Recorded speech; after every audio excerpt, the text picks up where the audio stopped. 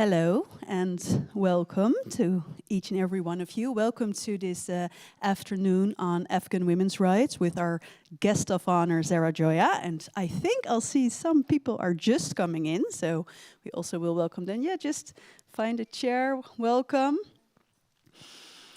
So I don't think it's a surprise to you when I say that it's very difficult for journalists to enter Afghanistan. And it's also very difficult for Afghan journalists to get the news out of Afghanistan. And as a result, and especially also the news on the issue of women. And so as what we see is that women's voices are not only silenced at home in Afghanistan, but also overlooked by the world too. And it can sometimes feel a little bit like the world has given up on Afghanistan. And I think it's so great that you're all here. And we're really going to try also to talk about really the shades of grey that are still here. But I also think it's a very worrisome sign that we are here in this audience with 50 people and not with 250 people, because we should be so angry and concerned about what's going on in Afghanistan. But therefore, it's so important that Zahra Joya, who has this platform she already started when she was still in Afghanistan called Rukhshana Media. And in that she platforms the voices of Afghan journalists, photojournalists. And when she was forced to flee in 2021, she's now doing this from Great Britain. And she's the one that really puts out, like also, of course, many other brave women, the voices of women, so we can still read their story, see their images. So in a few seconds, she will give a short lecture on, I think, your personal story, but also the situation in Afghanistan right now, but also a little bit on the historical context, because we all know that the situation for women didn't become very hard in 2021. It started way before. So after Zahra's talk, we will have a short interview, a 101. And then after that, I will have a panel talk, also with Akriti Saraswat from Free Press Unlimited, and with Danielle Hirsch, who is a member of parliament in the Netherlands for the Green Labour Party, as you say in English. In Dutch we say PvdA GroenLinks. And we will really talk about the role and the responsibility, you know, of Western NGOs and Western politics towards women in Afghanistan. And last, and of course, there's also then room for you to ask questions. And last but definitely not least, we have beautiful music by the singer Naz.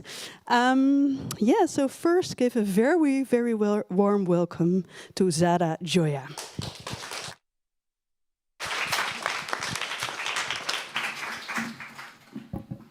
Well, thank you very much. I will deliver my speech in English. I'm sorry I can't speak Dutch.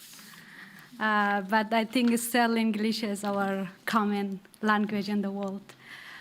Well, thank you, Marty, for this opportunity, and your colleague. Ladies and gentlemen, good afternoon. Thank you very much for giving me this opportunity to speak here today. It is a great honor to stand before you in a country known as the capital of peace and international justice in the Netherlands, home to the International Criminal Court.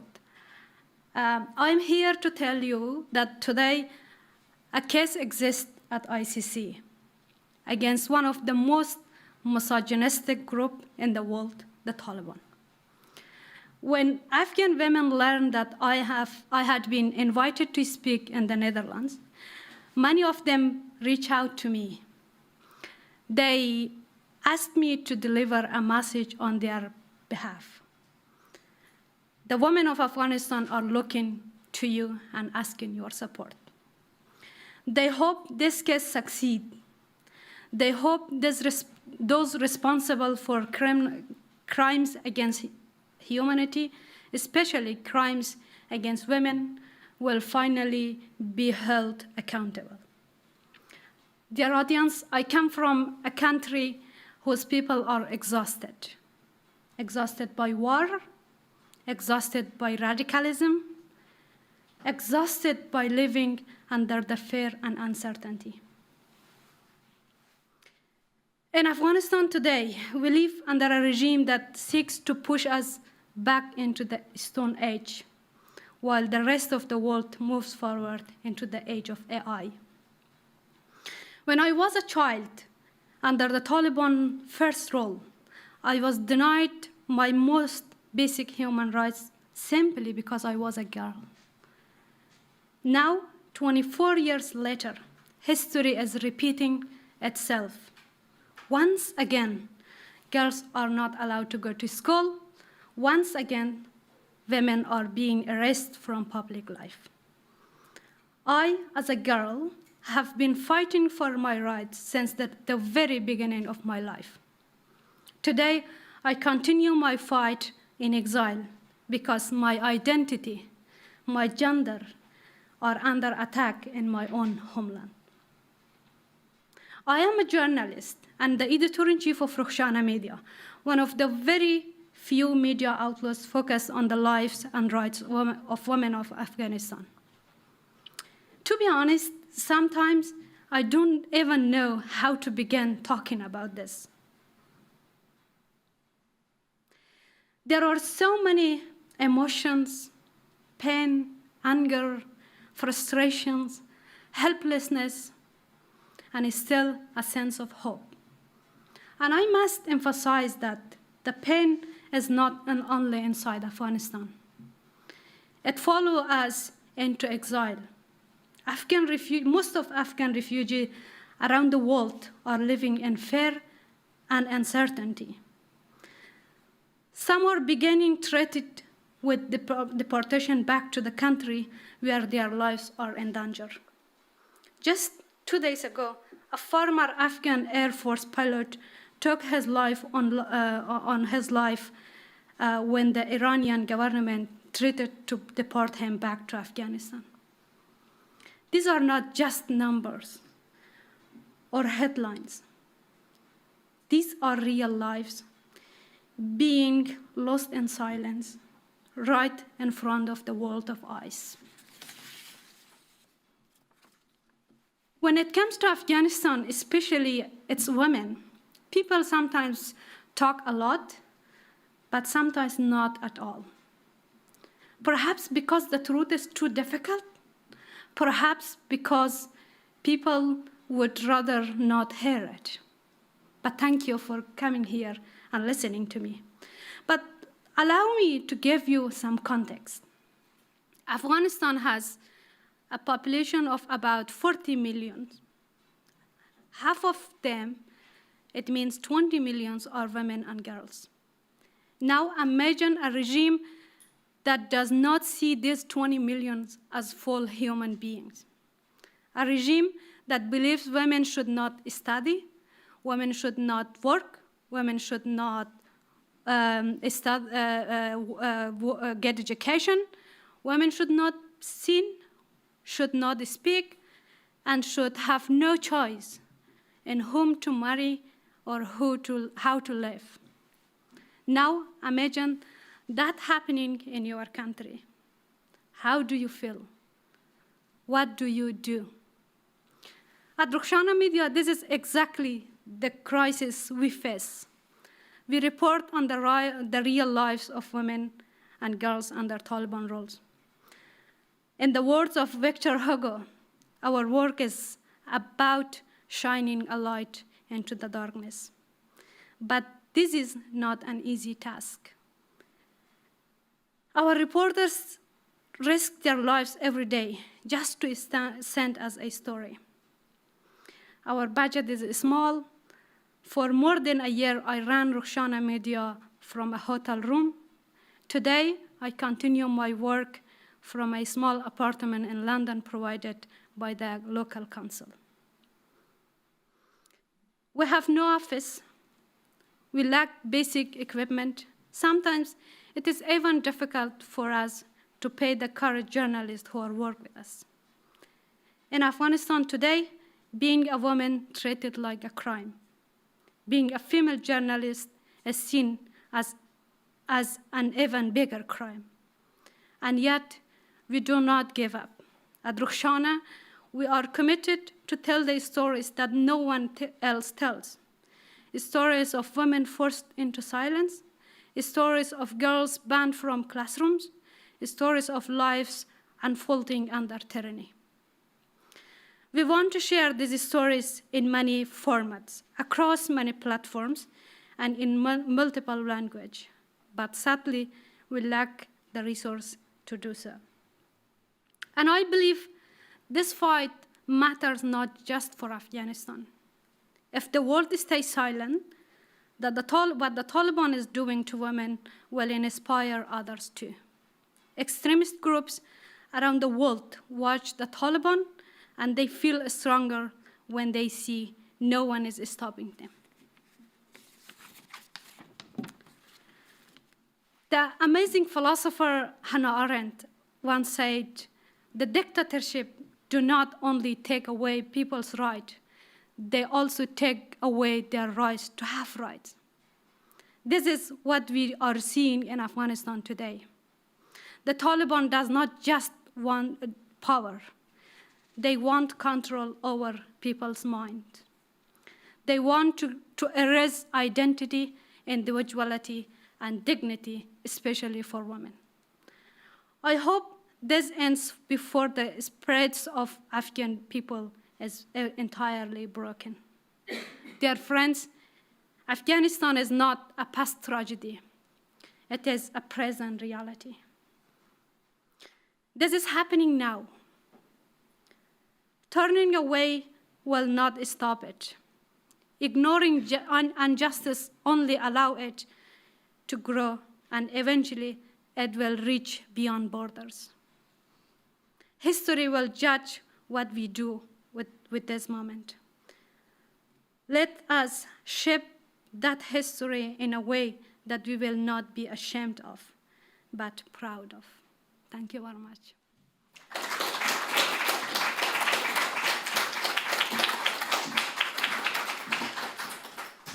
Let's sit on the stage. Yeah.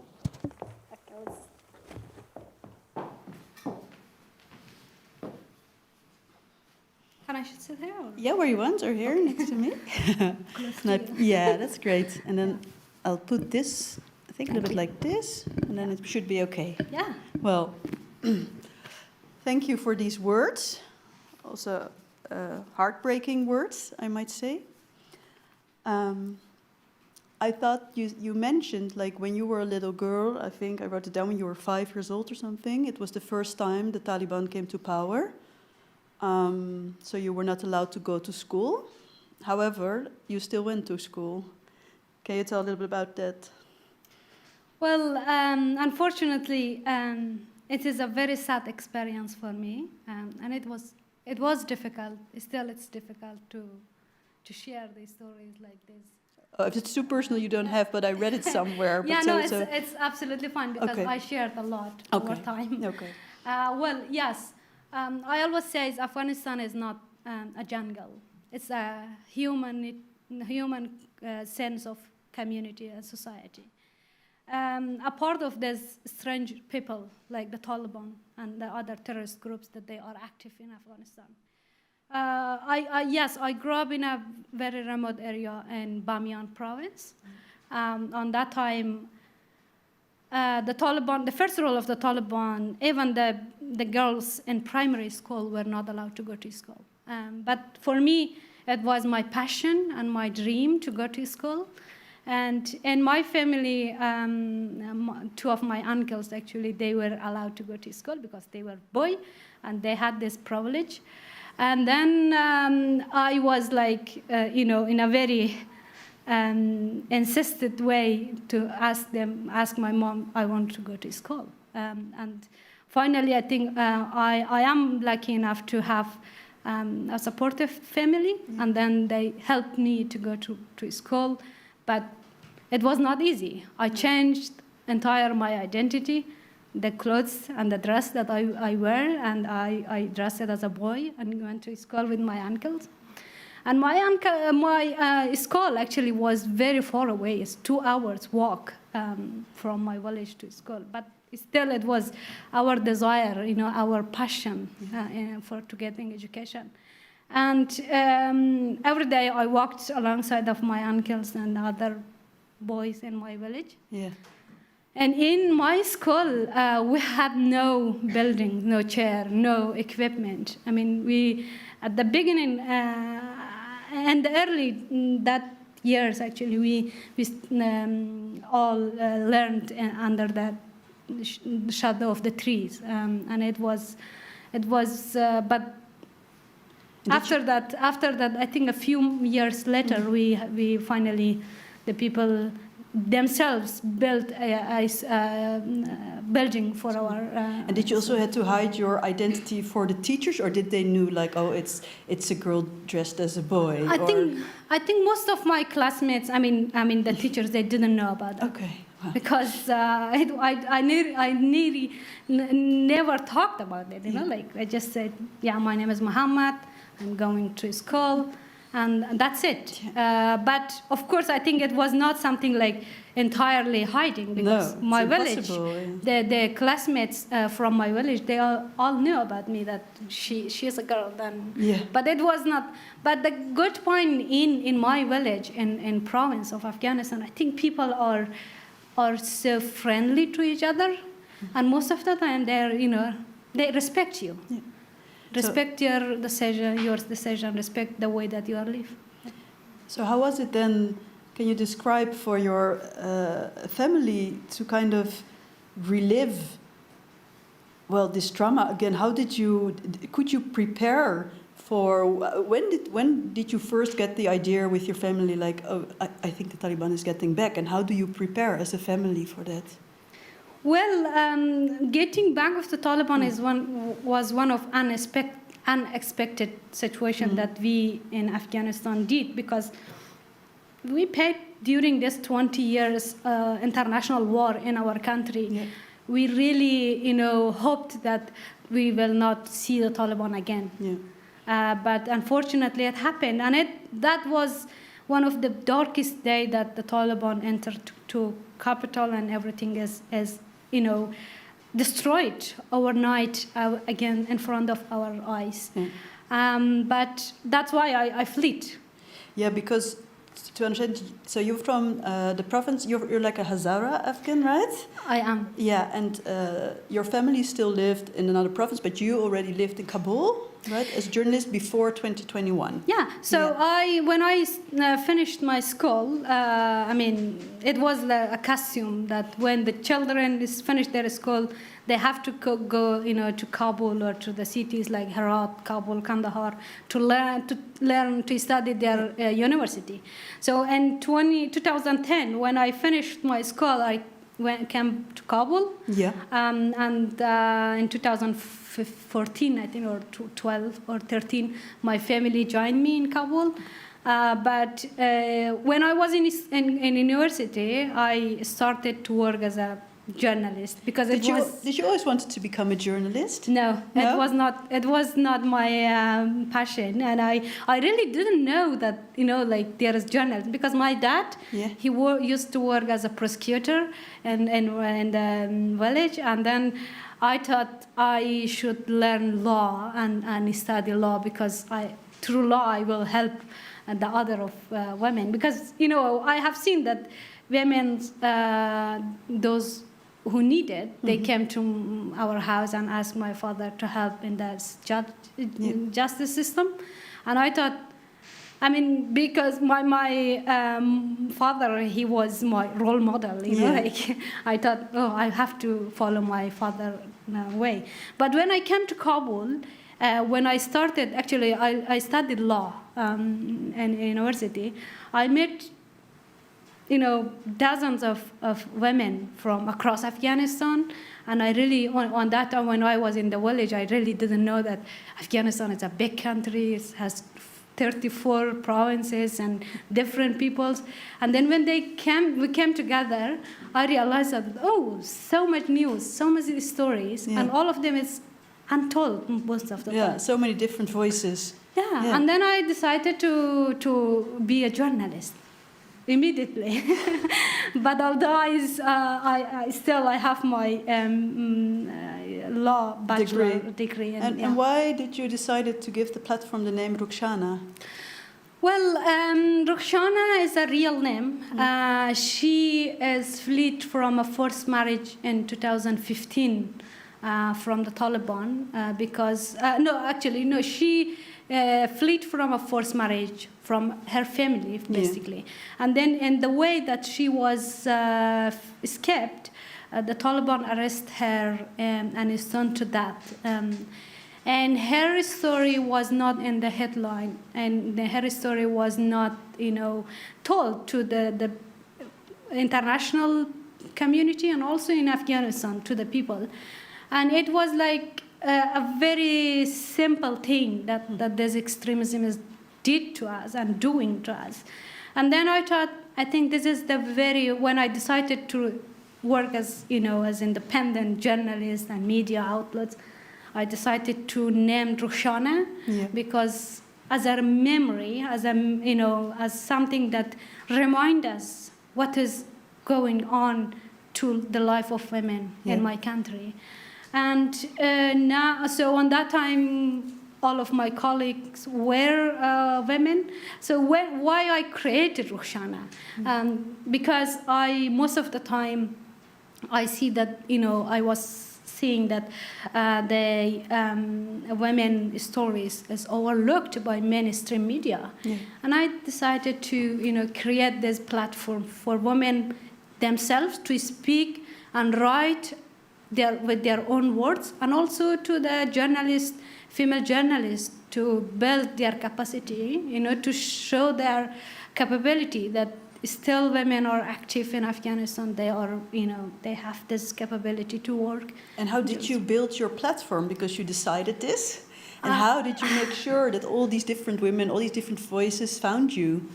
Well, when I decided to create Rukhshana, I just made a few of my friends, and basically we didn't receive any single support. Financially support is a big issue, But I told my friends that I have a little personal saving. I want to invest this one. And then when my colleagues joined us, so I used to work. Of course, it was my decision to work voluntary all the time. But I paid a few of my colleagues through my personal saving. And very soon in Kabul, before the Taliban took power, we started some sort of collaboration with international media. So we did some investigation reports with Time magazine and also with the Guardian newspaper. Still, we have this collaboration with the Guardian and the Fuller Project, some of other media outlets in the UK. And well, foremost, of course, it's important to give Afghan journalists a voice, but what would you say is really different about the stories, of your female reporters in regard to their male counterparts?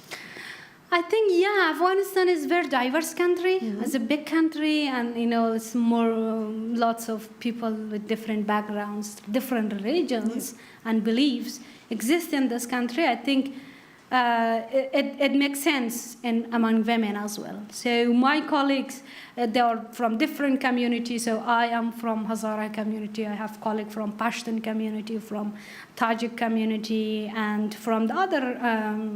Unfortunately, I don't know why. This is always a question for me, that why in a country like Afghanistan we have so many marginalized groups. And then this is our aim, that we should speak first for ourselves, because now our gender, our identity, our voice is under attack, and the Taliban are there doing to erase us from history of Afghanistan. But we want to say, no, you cannot. And also we, on the other hand, we want to document that the violations that is happening in Afghanistan in different aspects of people's life. And I can say Rukhshana is a real voice for those who forced to be silenced. And I am glad that we have a brave journalists on the ground and that they are working. And since you are working from England, do you feel that a lot of international news outlets know how to find you? Or do you think, why aren't they calling me all the time to hear more stories? I think as something, it's the world is not well, honestly. The world is going in a very different direction. Yeah. What is happening in Ukraine, in Gaza, is all devastating. I think still people like you is still interested to hear the story of women of Afghanistan. Yes, some of the media still contact me. I'm trying to help in any capability that I have, because I just try to, give them some sort of, share my experience with them, or sometimes when, the all materials that we are collecting or gathering for our media, we want to at least help them to raise our voice. We want to a bigger awareness. Yeah. Probably we have a very, we have a smaller audience rather than The Guardian. Yeah. So this is our aim. Let's zoom in on one of those stories. It's a female photographer. She's very young. Her name is Zahra. And she was on your platform, and I found her on Instagram. And then maybe if we can see the next slide. Yeah, I was really surprised as an outsider, because I saw on her Insta this photo exhibition she organized last summer in Kabul. And then I think on the other picture you see the opening of the exhibition. Yes. Could you explain to us how it works, that on the one hand,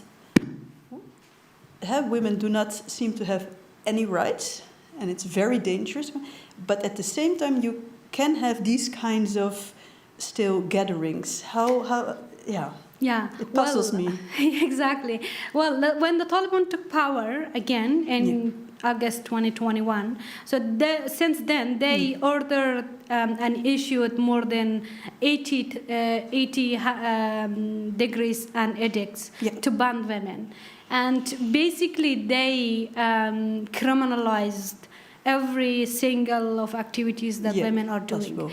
But I think Zalfa is one of the example of local resilience, and one of example of hope for future of Afghanistan.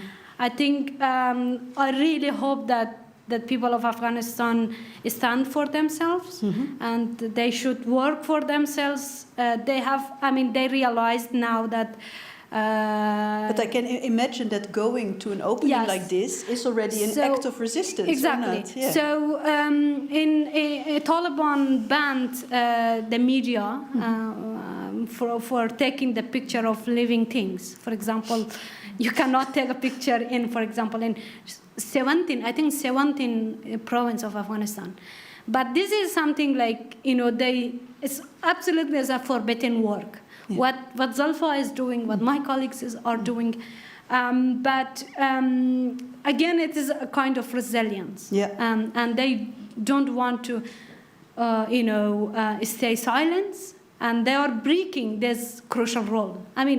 It's this brutal role, actually. What the Taliban are doing is anti-women, is anti-human, and so misogynistic. So we contacted Zalfa, and so because we're now going to listen to Naz, who I will introduce, but she sent us some of her work, and during both of the performances of Naz, we will see the photo work by Zalfa. Yes. So it's also really nice to include her in this way in the program. For the music, just have a seat. Sure. Then I'll introduce Naz, but you will come back for the second round. We are going to listen to Naz. She's a Dutch-Kurdish singer and songwriter. And her solo breakthrough came with the EP Bits of Naz, 2018, and then The Beautiful Struggle, 2019, and her debut album, Never Have I Ever, of 2023. And her music blends pop with personal stories, often exploring themes of identity, freedom, and resilience. And Nas has won several awards and toured internationally. And when I knew I was going to make this program, I immediately knew I wanted Nas here to perform. And she will perform Azadi for us. Nas. Oh. Yeah.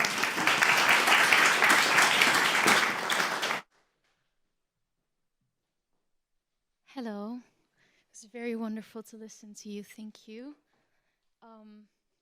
The song that I'll be playing for you is a Kurdish song of mine. And it's the first Kurdish song I've ever written.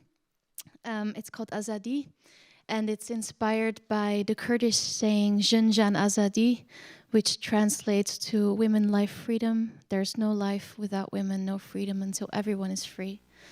And I actually wrote this song about how your identity gets taken away as a woman in your early life by being called a girl as a sort of insult. And then you only become a woman once you're someone's woman. And even then, once again, you're smaller than someone else. So I wrote this song angrily about that. And then 2 weeks after I released it, the Kurdish and Persian Jina Mahsa Amini was murdered in Iran for incorrectly wearing her headscarf, her hijab, decided by the moral police there, which is absurd, of course. But what's even crazier is that in this song, I talked about how they'll never even call you by your real name when you are a girl or a woman. Those are the only two things you can be. And then this actually happened to Jina because her name is Jina, but Jina is a Kurdish name and that's banned in Iran. So everywhere in the media, she was called Mahsa. So not only was her life and freedom taken away from her, but also her identity and her name. So I decided to replace those lyrics in my song and always sing it with her name so that we may never forget her and the people before and the women after her. So this is Azadi, a song about freedom.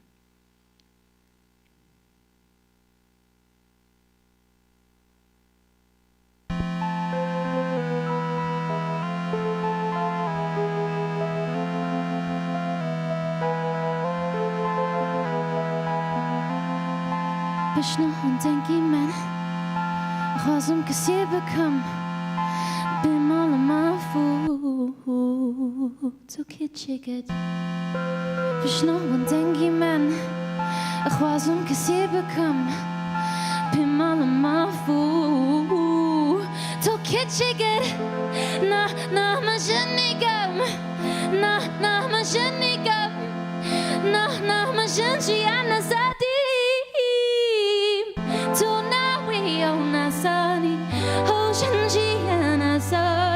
Jina Mahsa Amini Amini Huri Krizi Tokatna na nasi Hoshanji Anasadi Jina Mahsa Amini Amini Huri Krizi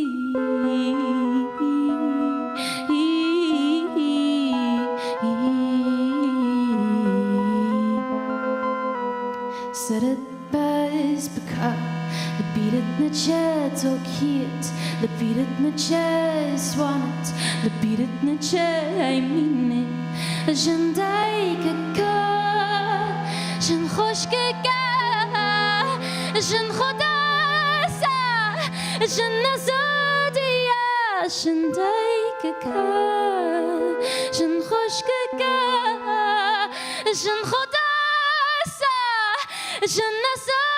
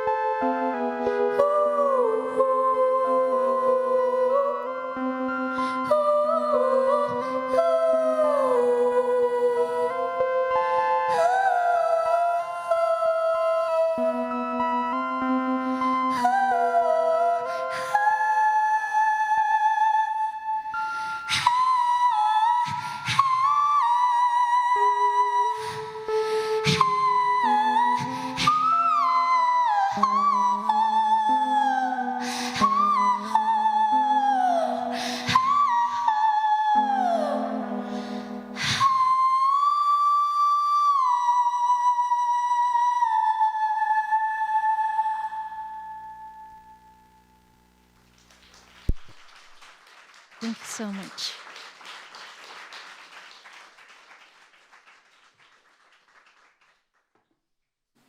Thank you so much. You will come back at the end of the program.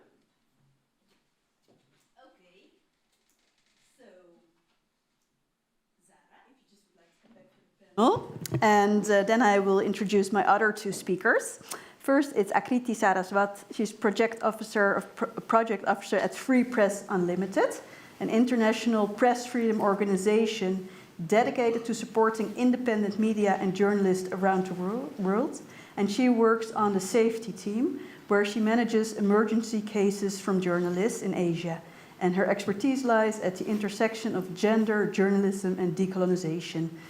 Akriti, come and join us.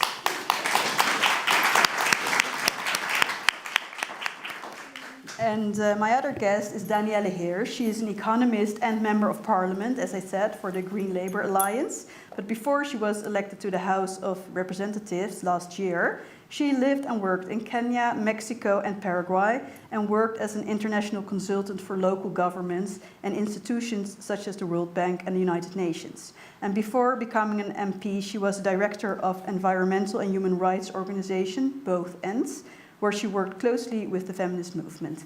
Danielle Heers.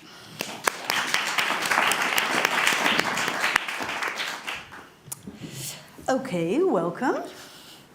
I think, Akriti, I would like to start with you. If you could just tell us, what does your work as an emergency first responder entail? Hello, salam. So we have a program called Reporters Respond, where we are the first responders to any emergency that comes to journalists. Emergency could be anywhere from an equipment support, where, for example, you were covering a protest and got arrested and they took your equipment, or you got arrested and need legal support. It can also extend to cases that are a bit harder. For example, torture by the government, in which you could get supported with mental health support, or murder of journalists, where we can support their families, especially for a lot of journalists when they're the breadwinners of the house. We have prison support, medical support. You got shot by the government. So these are the different kinds of supports that we provide. And we have a forum, and journalists reach out to us directly or via our partners, because we also have a large network of local partners. And so something you didn't name right now, but that in the very extreme case, I think you also were helping or assisting evacuating, journalists out of the country. In the case of Afghanistan, you told me that in 2021 it wasn't your personal case, but could you tell me what did Free Press do? What could they do? Unfortunately, relocation as an emergency support is not one of those things that you see once in a blue moon. It's often on a daily. I would say we see a lot of cases of relocation. I was reading RSF's annual report of last year, and I think it said something about how 70% of their emergency budget only went to relocating journalists.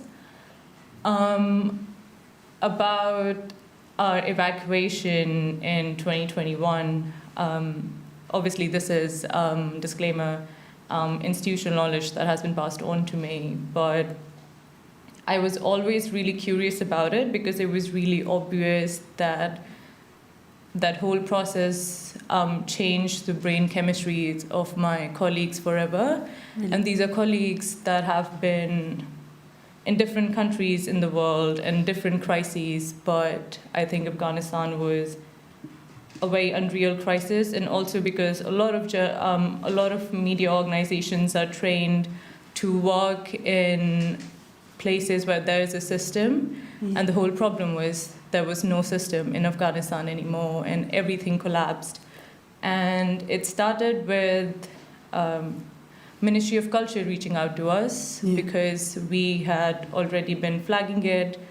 For the Dutch Ministry of Culture, The or Dutch then Ministry- the Afghan still no? No, Dutch Ministry yeah. of Culture, because they are responsible for media policies, and we had been talking to a lot of media houses because we already rang the bells, and we already started preparing because we knew that if Kabul falls, this was to happen. And that is unfortunately what happened. We got in touch with Ministry of Culture, and via them we were also in touch with Ministry of Foreign Affairs, and this is how the evacuation was happening.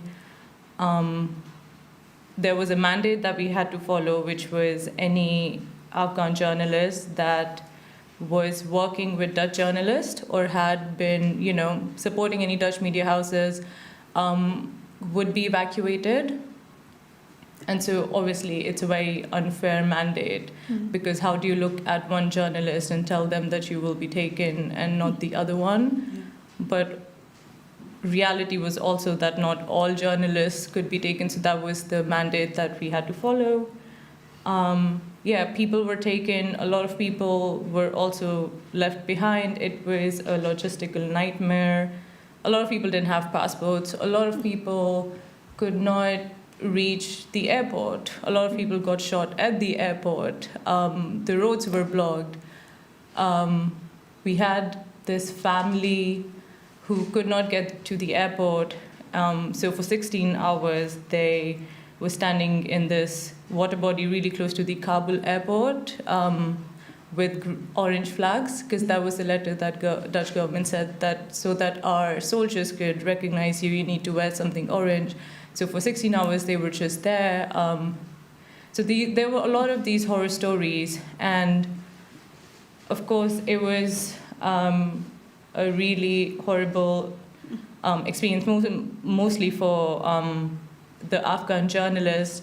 But it was also horrifying in a way where you could see a shift in responsibility, where I think the idea was we can't save everyone, and how much responsibility can we take? And for example, if someone could not be flown because they didn't have passports or their kids didn't have passport, a lot of reaction to that was, bad luck. And so there was a very negative shift in what happened, and that was also really scary. But of course, there were other ways where we got people to Pakistan as well. So I think what Free Press Unlimited evacuated with the Dutch government was around 100 people. So it was 30 journalists and their families, and 45 journalists who were in Pakistan for different reasons. And most of these 100 journalists that were taken to the Netherlands, rest were Canada, France, and Germany. France, mostly. Most of them, the Dutch government evacuated, came to the Netherlands. Zahra, you live this. I see it, of course, really. It must have been very traumatic. Is there something you would share about this experience you had, or is it too personal? Well, I would like to highlight a few things. First, you see that the pictures and the videos, how the people, they were in rush to get out from Afghanistan, and that you're lucky you just see the picture and the videos. But I lived through it, and it was really a heartbroken moment. And as you mentioned about journalists, I think media and journalism in Afghanistan growth a lot, and it was one of the biggest achievements of our all Western and our international community and Afghan people achievement. It was, but unfortunately now it's banned, and a few media outlets which is still operating in the country, it's heavily controlled by the Taliban. And the journalists that you mentioned, I think still we have lots of journalists in Iran and in Pakistan, that they are in Turkey. I think most of them are they are asylum seekers. There is no way for them to get out. Their families are safe. Not safe. Because for you and your family, the last 4 years have been extremely stressful. I was like, still I'm struggling because my sister and brother is still in Pakistan, and I recently in January this year, my parents joined me in the UK, and it is really hard, like for journalists who is outspoken, who is putting out the information about the Taliban role is all danger, and their families are not safe. Yeah. So it's not only the journalists; it's also, of course, their families. Exactly. Yeah. And then I'm thinking that if the journalists stop their work, those who are still working in hiding, Afghanistan will be another North Korea in the world. And because as you explained that. I'm going to knock on wood because we do not want your brother to get back to Afghanistan, but it would mean you will stop your work, right? This is the case. Like I have no choice. Only if they go to Afghanistan back, I'm not sure what will be happen to them. But in the meantime, I have to stop my activities. At least not be in the media anymore. No. So I have to be silent if this is case. I mean. And people are making lots of deal, and then if it happened to me, I think this is the worst deal that I will have. Yeah. Danielle, if we go to the responsibility of the Dutch government, we just heard Akriti Telf, and they were told like those journalists, that also, well, not of course worked for the Dutch government, but were affiliated, I guess, to Ministry of Culture. Of course, there are also, as we know, the fixers, the translators. To what extent do you feel that the Dutch government, has fulfilled its obligations towards those people and their families? So I think there's two parts to that answer. Yeah. And I know that the moment that the big evacuation happened, there were a lot of civil servants in many ministries, but also in the Ministry of Foreign Affairs, that did everything that they could, and there were night and day, blah, blah, and that there were major problems in getting people out. Yeah. And I think at that moment, the reaction was, realistically speaking, what should happen. Yeah? I'm not. Nobody's happy with the results, but let's be fair to the people that worked as hard as you did, and to get as many people out as possible. Of course, we saw last year how the new government decided to fall back on its promises to bring the people that had worked for Dutch civil service, but also for military service, to not bring as many as possible to the Netherlands. And of course that is to do with the people themselves that worked for our government, but also with their families, and especially knowing the situation of women in Afghanistan. I think it's an aberration, honestly speaking, that you don't do everything that you can to get as many people, although the numbers are small, but as many people as possible, if you still can. So of course, we had huge debates about that, but the coalition parties were immovable. And then you see the impact of a polarized society around migration, whatever migration, how that works into people's lives, even if it's so obvious that this is really people you need to get out, if you still can. So, two answers to your question. Does this mean that right now none of the applications done by former Dutch Afghan personnel is being how do you say that, looked at? Like, is it just complete stop? Or?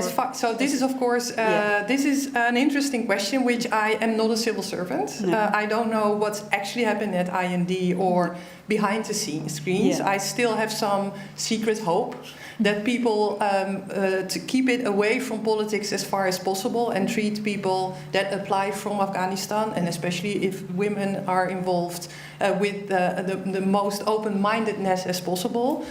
We don't have any proof before this, like in front of public information, that these applications are being treated. But still, we have some hope that in silence, resistance is still happening. If we look at, because of course, as you said, like the Netherlands known for, of course, the ICC, and we also will get to the case later, but known for human rights. And of course, we were also, especially the last, I think, 10 years or 8 years, very known for this kind of gender-based development aid, which really had women's rights almost at their core.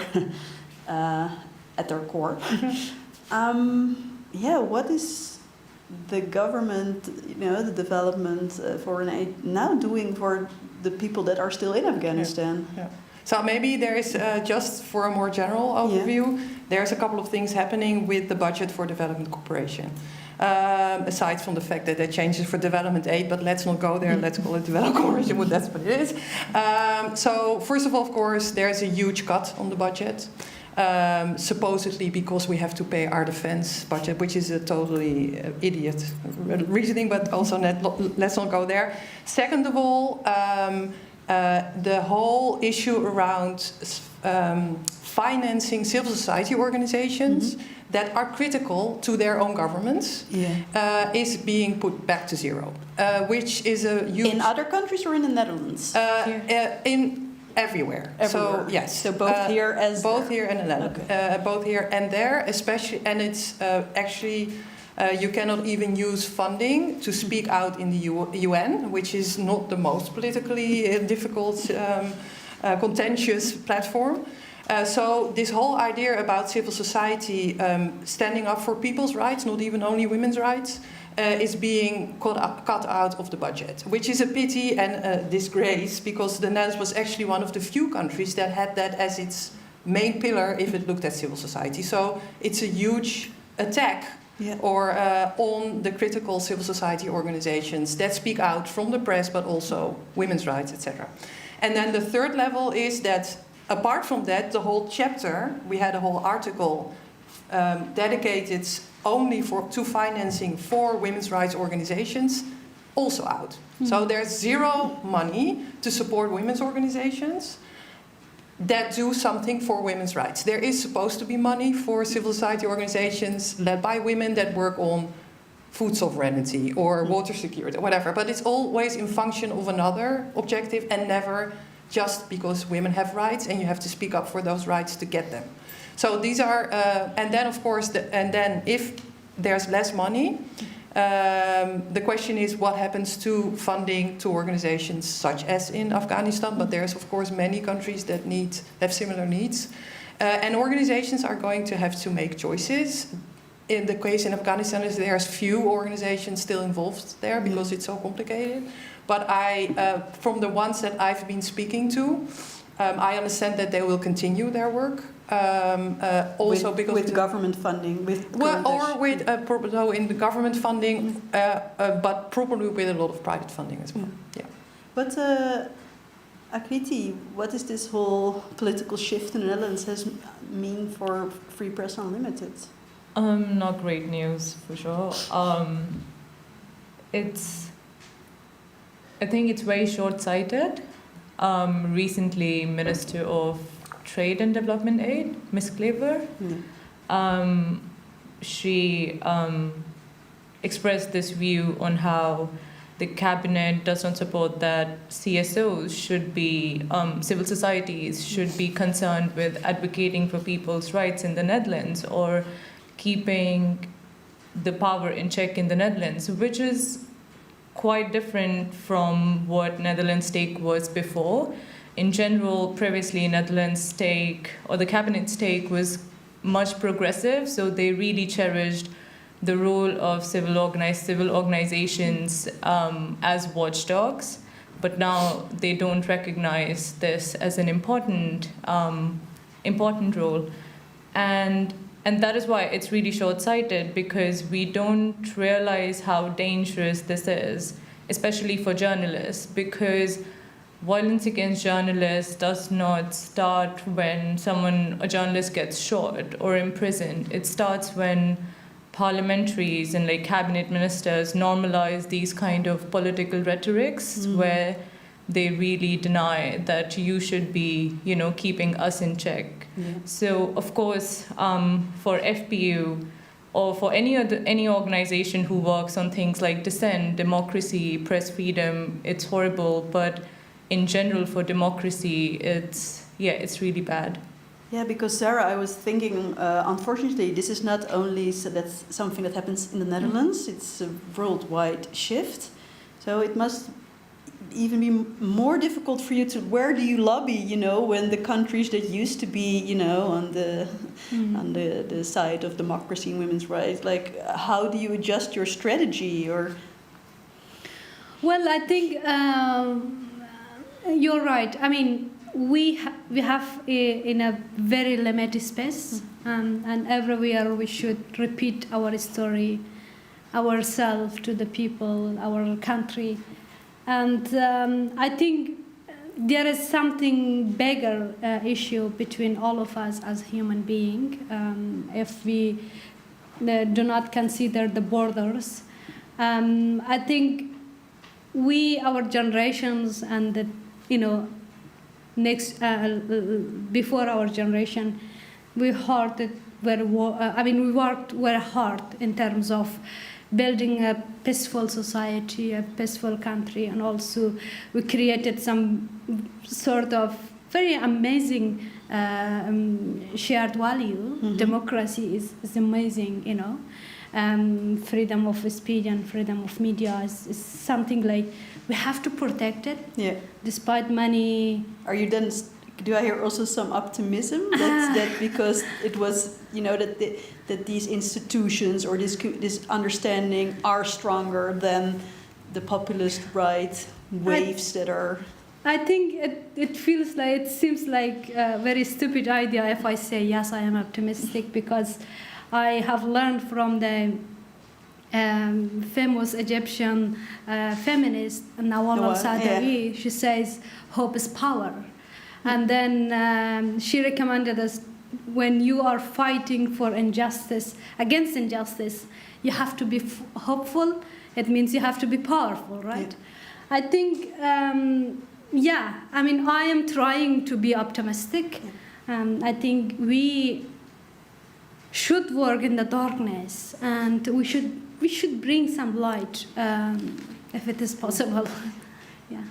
But it should be our aim. It's always nice to quote Nawal, as she was once here, our guest here. Yes. At the Balie, and I have great fond memories of that. I was thinking, when you have to look for, you know, allies, is it sometimes difficult for you when you lobby for women's rights? Because women's rights, especially in Afghanistan, were for such a long time, you know, misused.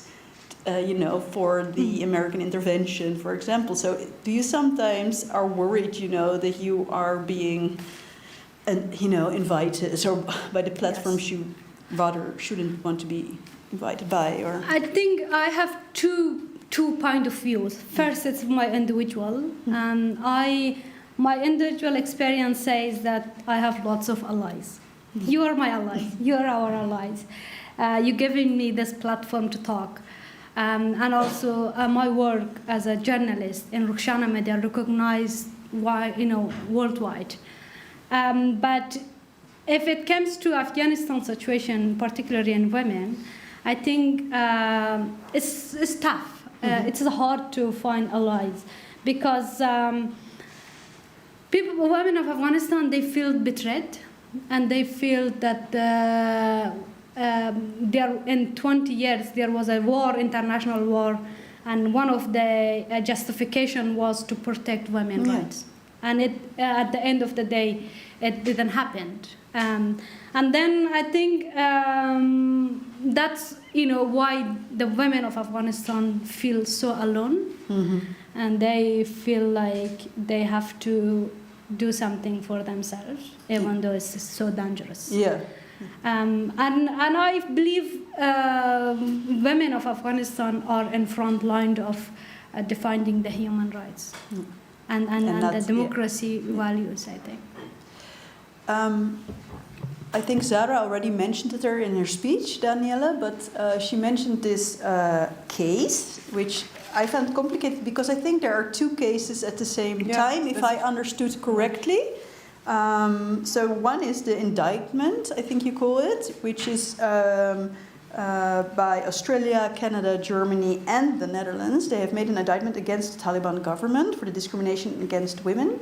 This is at the International Criminal Court of Justice. Yes. But then there's also a case at the ICC. ICC, yes. Yeah, there's also a case at the ICC. But could you tell us, or one of you, about this, and whether what's the aim of this complaint, and what do you also think? What outcome is hoped for? What is realistic, or yeah? Yeah, so I'm also not a criminal. Maybe you know. Maybe you should answer. But only what I know is that there is indeed a case in the International Criminal Court of Justice where countries can call on other countries. So that's the difference between the two. And that these countries have called a case on Afghanistan of the Taliban because it's not respecting the International Women's Treaty, the CEDAW Treaty, where it says specifically that countries have to stand up for and respect women's rights. And there is a call for mediation first in these cases, which I find mediation between the Taliban and the women of Afghanistan? No, the mediation and the countries that call it in front of the ICJ, which the Taliban has been refusing until now. And if it's refusing too many times, then it will be brought to justice, to the justices. And I think it's very significant to do this, especially in these times, honestly speaking, where we have huge pressure, not only at national levels, but also on the multilateral system that we've built together.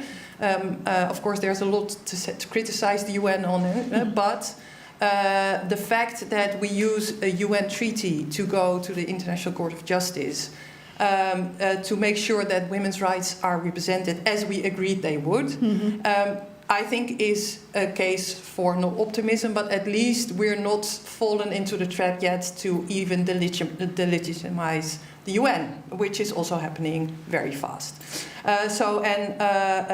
Second of all, I think these cases are also a way, it's definitely not enough, but to tell women, not only in Afghanistan, but especially in Afghanistan, that they're not on their own. So I think it's important that countries do whatever they can, which includes funding, but includes also using the international justice system, to stand up for the rights of people, women that are in a very difficult situation, because that is one of the instruments we still have, and we should use it. How do you see this? Well, case? I think, as you mentioned, it's a very significant step because this is the only hope that women of Afghanistan do, because I think Afghanistan has joined in 2003 to the Rome Statutes. The Roman statute, yes. Yeah. It was the aim to, one day if something happened like this, the international law at least protect them, because the Taliban they broke every single law that we had in national law, but still, now they are breaking the international law. So there is another campaign is going on and requesting for international community in terms of gender apartheid.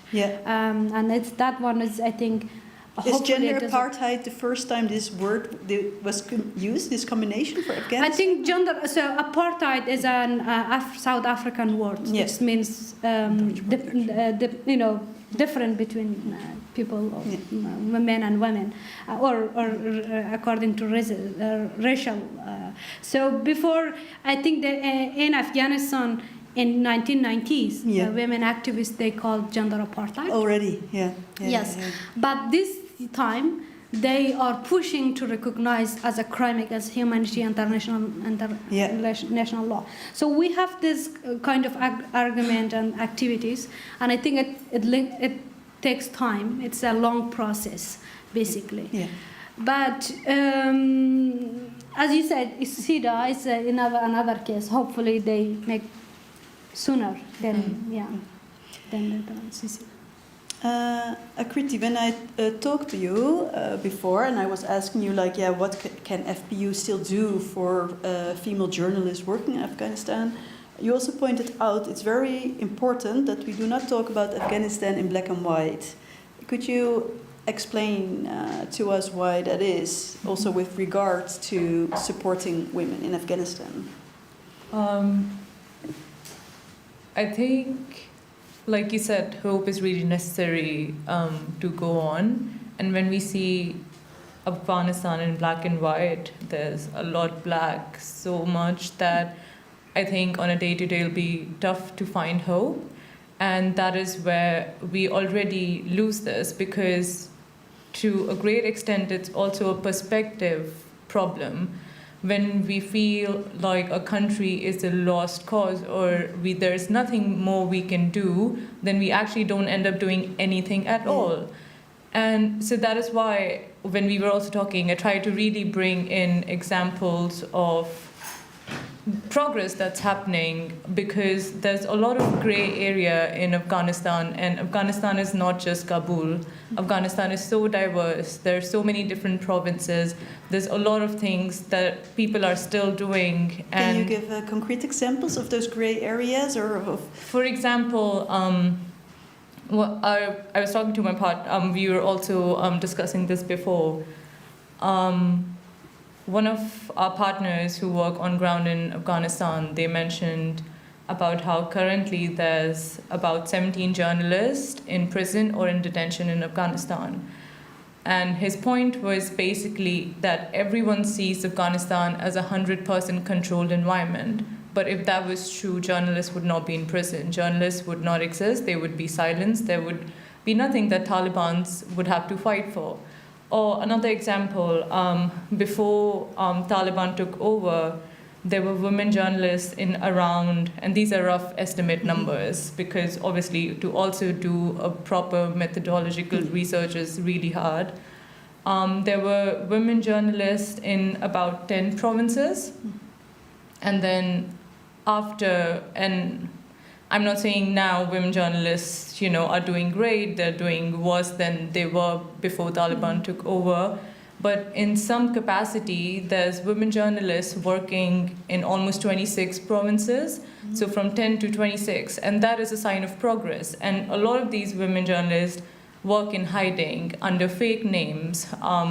They use eSIMs. They can't really be on ground. There's signs of progress as well. And if we do not look at that, we fail, because money is really important. I mean, we can support them, but if we don't fund women journalists in Afghanistan, it's empty support.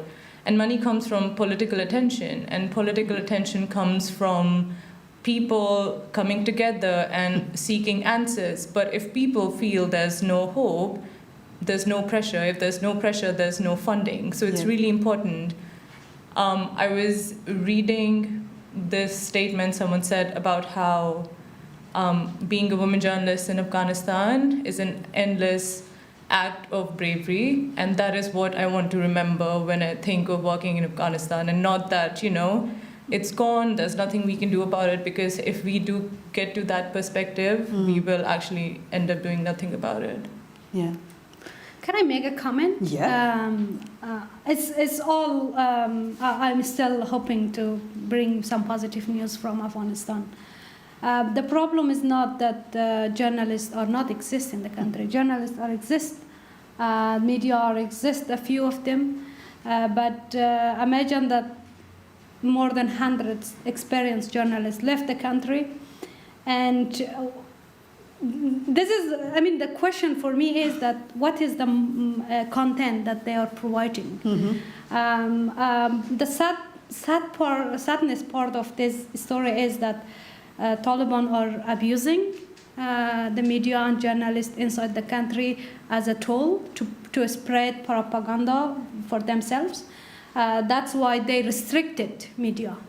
And those 17 journalists that you mentioned, that why they are in jail, because they didn't obey the Taliban rule. Yeah. That's the case. And those journalists who are in secret, they always live under fear. Yeah. Yeah. So I think what we see I love to have journalists on the ground and media for our people, because people, they deserve to have tools, to have access to information and something else. But when it comes to the information, it's so restricted, and the propaganda is going through that media. When you're saying this, I was thinking, is Rukhshana Media banned in Afghanistan? The website itself? It's not. It's not. It's not. Okay. But I think they banned some of the other media outlets. Okay. That, for example, Hashti Soup and the other one TV, Afghanistan International TV. So now they are going to another way. In another way, for example, they using the satellite. Yeah. And still people have access to our content. I think this is the only positive news that we you have. can bring. Yes, okay. that the Taliban didn't shut down internet for the people. Yeah. Okay.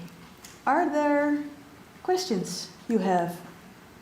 And I'll come with the mic. Yeah. Oh.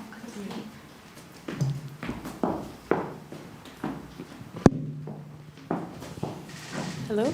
Does it work? Yeah? All right. Hello, everyone. Thank you so much for your contributions.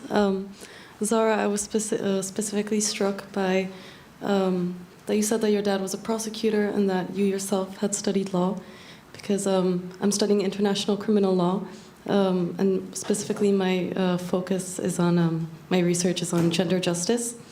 And also I was struck by the discussion on the ICC prosecutions.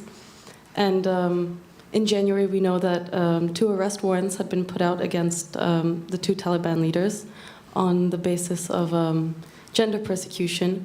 And obviously, there's a lot of advocacy for gender apartheid. So I was wondering whether you thought that the charge of gender persecution was sufficient to ensure accountability for Afghan women, or if you think that the codification of gender apartheid is necessary to respond to Afghan voices. I think gender apartheid is a strong term. I think it's very, new things, new terms, and for international law. But because it is strong, what the Taliban are doing is much bigger, but it's very strong. For example, according to the Taliban law, women cannot go to the park and get a fresh air. Clearly, they mentioned on their ethics and degrees. And also, according to the Taliban law, the Taliban leader actually ordered the citizens of Afghanistan to make their windows smaller, that the women should not be seen from outside the house. So I think gender persecution, if it works, hopefully it works, but we believe it's smaller than what is going on in Afghanistan. The only way that I think the Taliban and the other misogynistic groups will held accountable is recognition of gender apartheid as a crime against humanity under international law.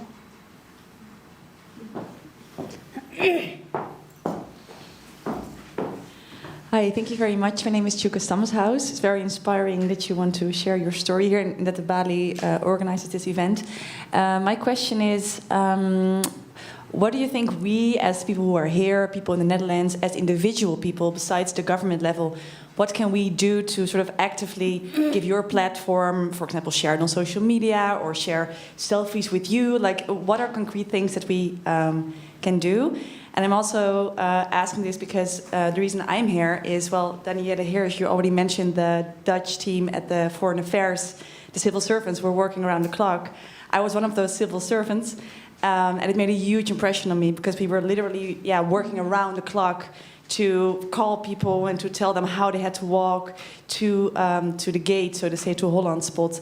And at some point I was literally running at the department to help one more Afghan girl on the airplane. And she lives now in the Netherlands, and actually I'm now making a podcast with her about how our stories intertwined. This is my reason to ask, what can we as individuals do? Well, thank you very much. This is always my response to the people when they ask, what can I do? Is I say, what you cannot do for us. I think as individual you can do, of course, share our voice, read the content that we publish on the Rukhshana Media. And of course, selfie is one of the tools to promote. Something that helps you. Exactly, yes. It really helps us because we want to, reach this content to the more wider audience. And also, in terms of financially, we have button on our website is donation. Excuse me. If there is something that you can, please do it. Every single donation, it makes the voice of Afghan women continue. And also, well, of course, if you ask the government and the organization that they are still working on the human rights, I think this is something like you can do. Yeah, thank you. Some water next to you. I think I spoke a lot, but yeah.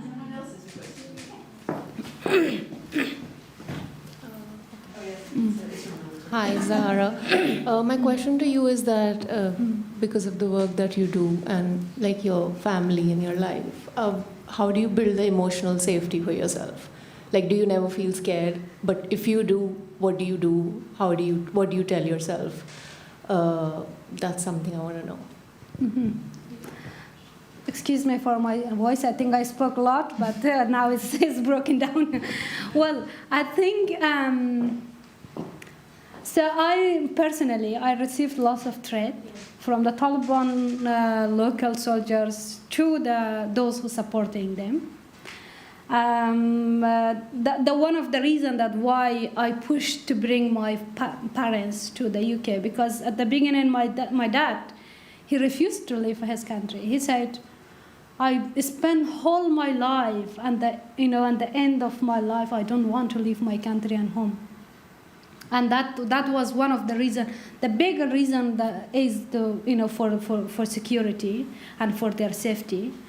I am still receiving threat, and it's continue. I think because I am an outspoken person, and I am in Rukhshana Media. We trying to publish every single thing that is harmful for society, for Afghanistan. But it is, I think, most of the time I see myself as somebody who has this freedom and who has the right to speak. And I feel lots of responsibility, honestly, about my people and the women inside the country. I have some sort of personal safety training, actually, and some sort of protocol in our organization, in my organization. Especially it is now registered as a non-profit organization in the UK. And I have to be careful. It's important. But I'm not fair. I mean, I don't want to be silenced. This is the case.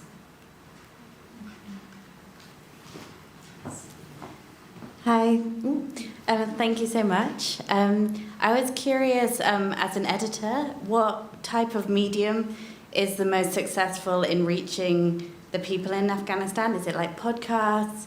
Is it photojournalism? Like, what have you found is the most successful in connecting with the Afghan people? This is a very good question. Actually, now people across the world, they are not reading that much. And I think this is a crisis, honestly. We have to read, and we have to increase our knowledge. I think for in Rukhshana Media, we have a specific audience. We have different types of audience, but a specific audience. For example, those who are in the decision makers, they are reading our content. Those who are involved with the international journalists, for example, they wanted to get updates about Afghanistan and about women. And women inside the country itself, they are our audience. But I think most of the people, they are interested in video and hopefully podcast as well. Because right now, for example, this TV, specific TV, that Afghanistan International, is very popular in Afghanistan. And people are watching through satellite in different provinces in Afghanistan. But this is controlled television or not? It is an exiled TV station which is, has stations in London and DC. And they are all at 24 hours, they are delivering news and information to people inside of the country. I wanted to wrap up, but is there someone who says, no, I have to? Yeah. As an Afghan, I want to ask a question. We know about the Taliban system of gender apartheid that impact the Afghans' women education and public life, and also employment, especially for the journalists and also civil activists. What do you think? What are the long-term implications of Afghan society, and what are the long-term implications for the Afghan society and global human rights effort in this matter? I thank you for this question. I think Taliban are harmful for not only for our life and now at the moment, they are harmful for our history, our country, our next generation, because what they are doing is unacceptable and anti-human, and also imagine the curriculum that they provided for boys. It's so horrible. And in University of Kabul, in the computer science Could you maybe very shortly tell something about the curriculum that boys get? Because for example, in computer science faculty, before they had a very few subjects in terms of something like religious or something like that. But now, every semester, the students are reading 8 subjects in terms of religion, and it is horrible because they used to be professional in their field as a computer science student, and also the boys that they are going to school. So hard to say that. They provided education. The curriculum is mostly about the war, the Taliban ideology, and also the uniform that the boys should use is all the Taliban traditional clothes. And I think boys, the young generation, they require us good education, I think good quality of lessons, and also they require us a safe environment. They are young, they need safe environment, but unfortunately, under Taliban regime is not safe. No. So it goes on many layers. Absolutely, yeah. yes. Well, it's always very hard to summarize directly what we've all been hearing, but I'm just thinking all the time about these lights of hope, because it's a very nice way to end this program with these lights of hope, but I think at certain moments we've also been pointing out that it's our, how do you say that in English, glimpses of hope, yes. And that there's a huge backlash that really in lots of ways tries to put down the spirits of what you call hope are the people, are especially the women that whatever their circumstances are, either in Afghanistan or I also really would like to point out in the diaspora like yourself, you just keep on. And I'm really happy also, Kriti and Danielle, you were here because I think, and I do not want to compare in any way the situation in the Netherlands with Afghanistan, but I think even a lot of people here have feel very down about what's going on in the world and what we can do. So it helps when people from the government, from the parliament and from NGOs are here and we see that there is still our voices, that shine a light on women's rights and gender rights. So I really want to thank you, Danielle Hirsch and Kriti Saraswat, to be here, and also a huge thanks to you, Zahra Joya. Thank you.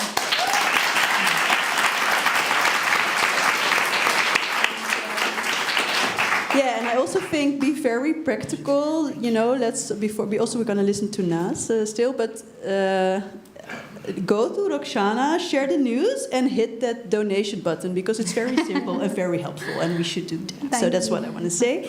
Thank you very much. Then Nas, if you want to take the stage again, and you can sit and enjoy Nas. Nas, maybe before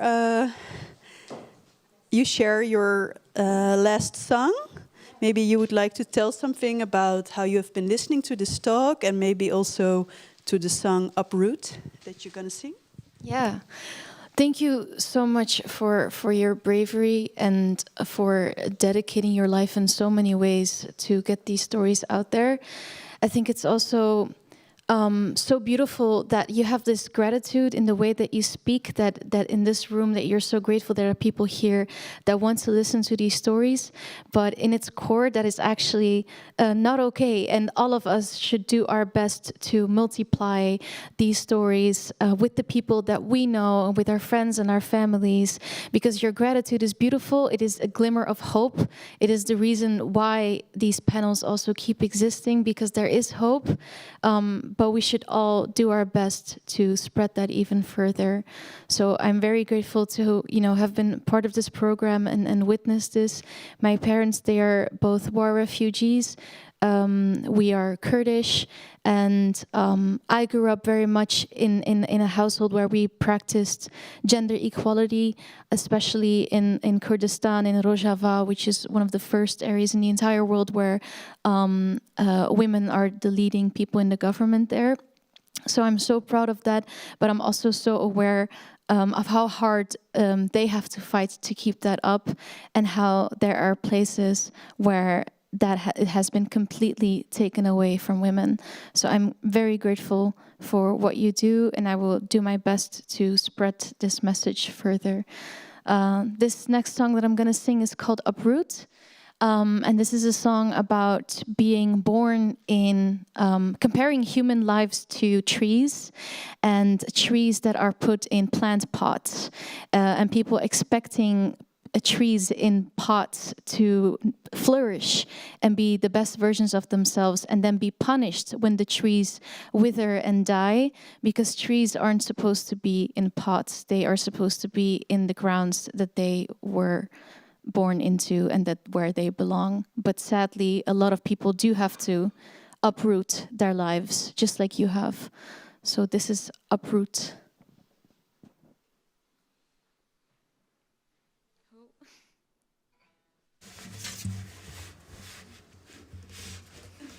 Sorry. Okay. There's a fig tree on my rooftop. This gardenless city's acting too tough. It's poetic for that plant pot to even dream about getting big enough. I've got a pot too small for my roots. There's nothing I can do. I'll simply have to bloom, fight down below my capacity. They won't water me, I'm no priority. So I grow weeds to keep me company while I depend on the sky. Begging for rain, I spent my days trying to get by. I must make somebody cry to survive. Grow out of this life, make somebody cry to survive. Grow out of this life. I've got a part too small. I must uproot, I must uproot, I must uproot.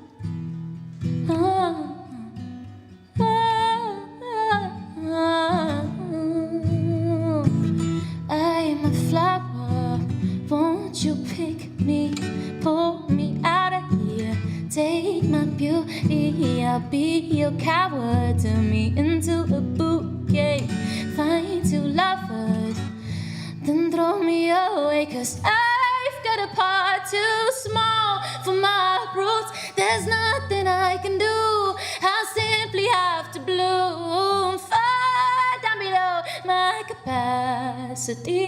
They won't water me, I'm no priority. So I grow weeds to keep me company while I depend on the sky, begging for rain. I spent my days trying to get by. I must make somebody cry to survive. Grow out of this life, make somebody cry to survive. Grow out of this life. I've got a part too small, I must uproot, I must uproot. I must make somebody cry to survive. Grow out of this life, make somebody cry to survive. Grow out of this life. I've got a part too small, I must uproot, I must uproot, I must up.